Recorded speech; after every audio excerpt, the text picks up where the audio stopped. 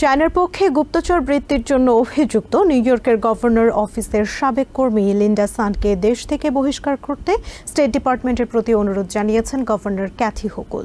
বুধবার নিজ অফিসে এক সংবাদ সম্মেলনে তিনি আরও বলেন, ওই কর্মী দুটি স্টেট প্রশাসনের সাথে বিশ্বাসঘাতকতা করেছেন।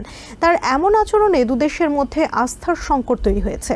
লিন্ডার বিরুদ্ধে মামলার নিরপেক্ষ তদন্তের জন্য দ্বিদলীয় কমিশন গঠনের দাবি জানিয়েছেন রিপাবলিকান স্টেট সেনেটর জেক অ্যাশবি।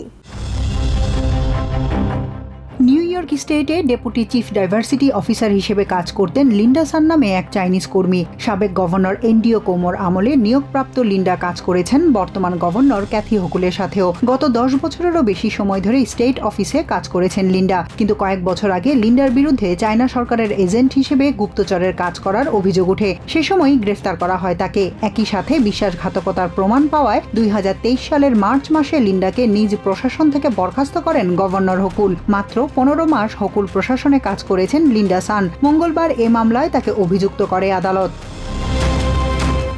এদিকে এ বিষয়ে বুধবার নিজ অফিসে সংবাদ সম্মেলন করেন গভর্নর হোকুল। এ সময় তিনি বলেন, চায়না কূটনীতিকের সাথে কাজ করা লিন্ডাকে বহিষ্কার করতে স্টেট ডিপার্টমেন্টকে অনুরোধ জানিয়েছেন তিনি। তবে এই কেলেঙ্কারির পরই আমেরিকা ছেড়েছেন চায়নার কনসুল জেনারেল। লিন্ডার বিরুদ্ধে অভিযোগ, তিনি তাইওয়ান সরকারের প্রতিনিধিদের নিউ ইয়র্কের উচ্চ পর্যায়ের কর্মকর্তাদের সাথে যোগাযোগ করতে বাধা দিয়েছেন। এছাড়া চায়নার কমিউনিস্ট পার্টির গুরুত্বপূর্ণ বিষয়গুলোতে হোকুল প্রশাসনের উচ্চ পর্যায়ের কর্মকর্তাদের দেয়া বার্তা পরিবর্তন করা, এমনকি চায়না কর্মকর্তাদের এদেশের ভিসা পেতে সহায়তা করবে এমন আমন্ত্রণ পত্রে হোকুলের স্বাক্ষর জাল করেছেন। লিন্ডার এমন হঠকারিতামূলক কাজ দুই দেশের প্রশাসনিক কাজে আস্থার অভাব সৃষ্টি করেছে বলে জানান হোকুল। এটি একই সাথে এ দেশবাসী ও সরকারের সাথে চরম বিশ্বাসঘাতকতা শামিল বলেও মন্তব্য করেছেন তিনি। গভর্নর হোকুল বলেন, সুষ্ঠু তদন্তের স্বার্থে এ মামলাটি পরিচালনার দায়িত্ব দেওয়া হয়েছে এফবিআইকে।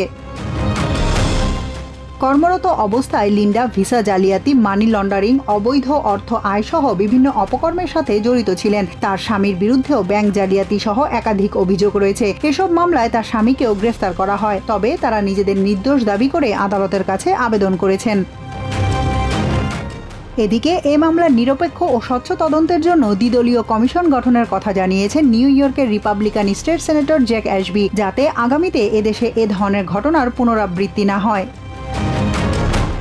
গ্রেফতারের পর $1.5 মিলিয়ন বন্ড দিয়ে জামিন পেয়েছেন লিন্ডা, আর তার স্বামীকে দিতে হয়েছে $500,000। চলতি মাসের শেষে আবারও তাদের আদালতে হাজির করা হবে। Tahmina Tashi, TVN 24 news desk.